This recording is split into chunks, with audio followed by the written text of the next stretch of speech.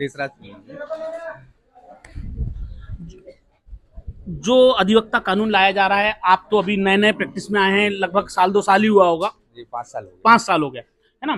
तो अभी मेरे दोस्त भी हैं, छोटे भाई भी हैं, अजीत भाई। मैं देशराज। हाँ, देशराज भाई सॉरी, है ना, दोनों के नाम में कंफ्यूज हो जाता हूँ।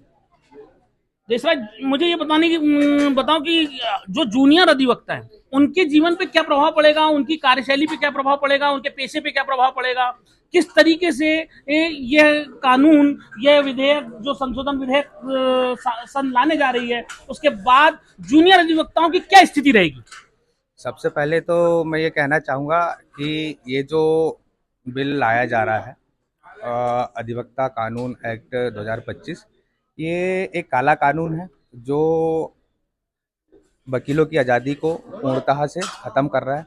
और मुझे आज एक छोटे से वकील जो जूनियर लगभग 5 साल 6 साल एक सीनियर अधिवक्ता के पास रहकर काम करता है, काम सीखता है और अपनी प्रैक्टिस चालू करता है, और आज मान लो अगर उसी की आज़ादी छिन जाती है, किसी व्यक्ति को वह अगर न्याय दिलाने के लिए केस लड़ता है और मान लो अगर किसी कारणवश वह सबूतों के अभाव में या किसी कारणवश अगर उस केस में पक्षकार को न्याय नहीं दिला पाता है, और उस समय अगर पक्षकार किसी भी तरह का से एक झूठी शिकायत अधिवक्ता की करता है और वो शिकायत हमारे खिलाफ पाई जाती है और हमारे विरुद्ध किसी भी प्रकार का अगर फाइन होता है, तो आप खुद ही बताइए, एक जूनियर अधिवक्ता जो सालों मेहनत करता है, एक सीनियर अधिवक्ता के पास मुश्किल से उसे 200 रुपये 300 रुपये दिन का अगर वेतन मिलता है और उसके खिलाफ लगभग अगर 3 लाख रुपए जैसा फाइन होता है, तो उस वकील की क्या स्थिति होगी। लगभग जूनियरों का तो अस्तित्व खत्म हो जाएगा।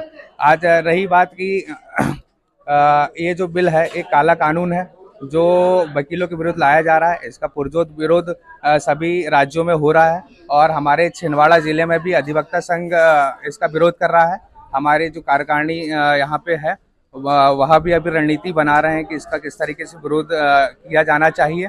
और मेरा मानना है कि ये जो बिल है ये एक काला कानून है जो केंद्र सरकार अपनी मनमर्जी से इसे लागू कर रही है। और मेरे सभी अधिवक्ता वकील भाइयों से भी ये निवेदन है कि पार्टीगत ना जाते हुए इस बिल का हमें पुरजोर विरोध करना चाहिए, क्योंकि आज अगर ये बिल लागू होता है तो ये हमारे पेट से, हमारी रोजी रोटी से एक प्रकार का समझौता है जो कि वकीलों की आय को एक निर्धारण के रूप में किया जा रहा है। आज आप ये बताइए कि हर केस की परिस्थिति अलग अलग होती है और उन परिस्थितियों में वकील अपने अपने स्तर से केस को लड़ने जीतने के लिए, अपने पक्षकार को न्याय दिलाने के लिए मेहनत करता है।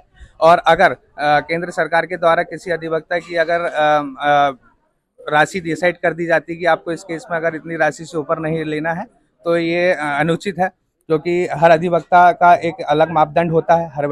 हर अधिवक्ता एक अलग तरीके से किसी भी केस की तैयारी करके उस केस को लड़ने का प्रयास करता है। तो मेरा एक मानना है कि ये जो बिल लाया जा रहा है ये पूर्णतः गलत है। ये काले कानून का एक प्रतीक है जिसका हम पुरजोर विरोध करेंगे। बहुत बहुत शुक्रिया, बहुत बहुत शुक्रिया, शुक्रिया।